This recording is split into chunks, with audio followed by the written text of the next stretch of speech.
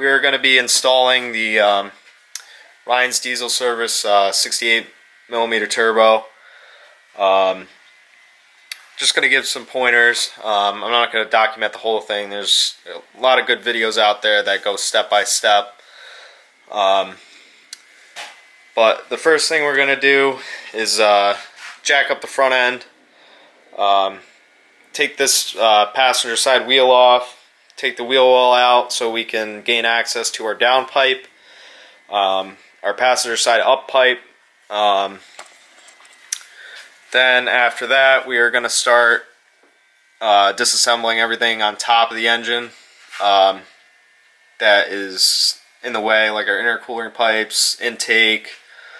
I might take off the belt and move the AC compressor, because the line, as you can see, runs directly across the back there, just to give you some more room to work in there. What else do we got here? Obviously, you're going to want to soak everything in WD-40 or some type of penetrating fluid, especially on those up pipe bolts. This truck is actually very clean, so I've already had the up pipes off before, but especially the trucks up north, you know, everything gets rusted. So definitely, if you're planning on doing this, soak them maybe overnight before you plan on doing it. Trust me, it'll make your life a lot easier. Because if you snap even on your manifold, like obviously I got a new turbo pedestal, but either way, you don't want to be snapping bolts, because then you're going to need new hardware. So I'll give you guys an update once I get all that stuff done, and I'll check back in with you guys. Alright, so we got the up pipes, down pipes out. Obviously I took out the AC compressor, pushed it over. Everything in here is out. Now, just got to do the driver's side up pipe. I'm just going to do the top bolts. So that's going to be a pain in the ass. But what I ended up doing, even though I put those bolts in, those are pretty fresh. They've probably only been in there about a year.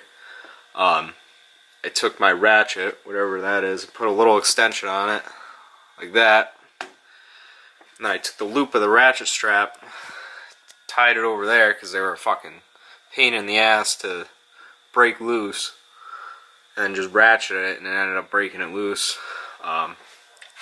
So I'm going to work on getting the top bolts on the up pipe on the driver's side out, and then after that, it's just disconnect everything from the turbo for the sensors and the oil feed and drain, and then get the 3 bolts for the pedestal, and it'll be out. So check back in when I got more done.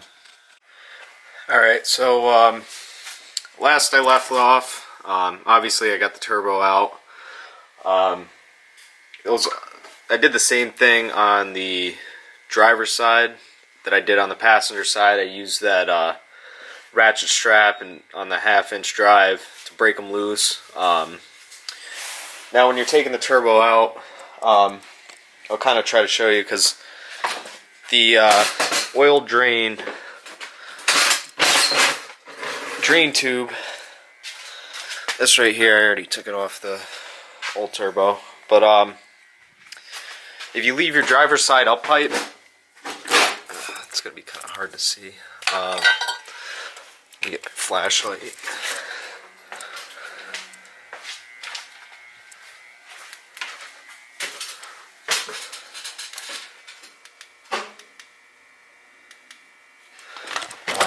Down in there, you can see where that's where the drain tube goes in, but there's obviously 2 bolts on that. So when you're trying, whichever way this goes, I think it goes like this. It sits in there like that, obviously on the bolts though, but when you're trying to pull your turbo out, obviously this is bolted on the bottom. It's going to get stuck under your driver's side up pipe. So if you don't want, I mean, you can get it out this way. I did, but if your bolts aren't too rusted on your up pipe bolts, I would definitely suggest taking it off, especially if you're doing this by yourself. Because I had to have one of my buddies pry up on the up pipe while I snuck the oil drain tube off. So now I got to take the obviously move this over, move the vane position sensor over to the new turbo, and then I'll check back with you guys when I got some more done. Alright, so I got everything cleaned up. I got the new gasket sitting down in there on the drain side. I went ahead and vacuumed it all out just to clean it up. It's not too bad down in there. Like I said, I have the up pipe on the driver's side disconnected, so it'll be much easier to drop the turbo in and get that drain tube aligned. Everything else is swapped over to the new turbo. Drain tube's on. Vane position sensor. This little bracket right there. So I'm gonna go ahead and drop this in the truck, and then I'll get back to you guys. Alright, so got the turbo in. The what do you call it? The oil drain tube tightened down. Make sure you tighten that down good, because you don't want any oil leaks. The 3 bolts for the pedestal are in. I used a like an extendable magnet to slide down in there and get the bolts in the hole. So now I'm gonna start plugging everything back in. I'm plugging all the lines back in. Get the up pipes on. This is the anti-seize I'm using.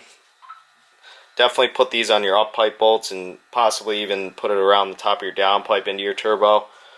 You don't need to go crazy because this stuff gets everywhere, but definitely throw some type of anti-seize on those bolts.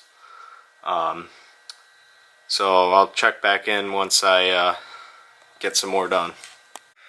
Alright, so we got everything back together. All our intercooler pipe, band clamps, and boots are all tightened down. Obviously just be careful. I stripped out that back one back there, but that's why the boot's not all the way on there. But it'll be good enough to test drive. You know, just look through, double check everything. I accidentally forgot to connect one of the coolant feeds. It's right on the side, so I should have probably filmed it, but took the intercooler out, intercooler pipe out, took all this wiring out, pushed the fuel lines back, and I was able to it was loose, it wasn't off, but snug it up. So just always double check everything before you can't get to it anymore. So, and the other thing I did on the opposite coolant line, there's one down in there, but they have these stupid I don't know if I still got these they're like little compression. It's like a small one of these basically, but they didn't retighten back up like they were, so it was seeping a little bit right there. So I just threw one of these screw style clamps to do that. Obviously we got the wheel back on, the fender liner in. Since I lost a little bit of coolant, I topped it off a little bit. And then what you're going to do before you get in and start the truck, you're going to take a piece of wire, and this is your starter relay. You just take a wire, and there's four holes for your relay. So you're going to jump out this top right one and the bottom left one, and that's going to turn over your motor so you can get oil feeding through your turbo before you start it, because you don't want to start it up, you know, dry in oil. I mean, I'm sure there's a little bit of oil in there, because when you get it, you know, it's all sealed off. When you pull it off, there's a little bit of oil in there, but that, and it'll tell you if you got any leaks real quick. Obviously, look around it, double check it. And I don't remember what the break-in period is for this turbo. I only took it up into town and then came back. So I'll give you guys a startup video. I still got to go through and adjust some of my clamps. I was kind of rushing to put it back together, and they look kind of sloppy, but I'll fix those later. But I'll give you guys a startup video, and I'll get back to you.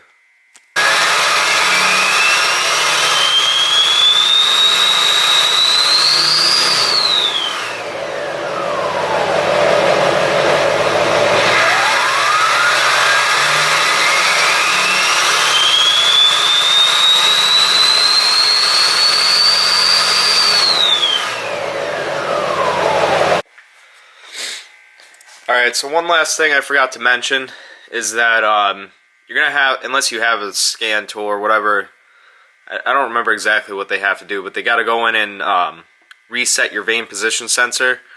I'm sure any performance shop, or you could even bring it to your dealer to have them reset it.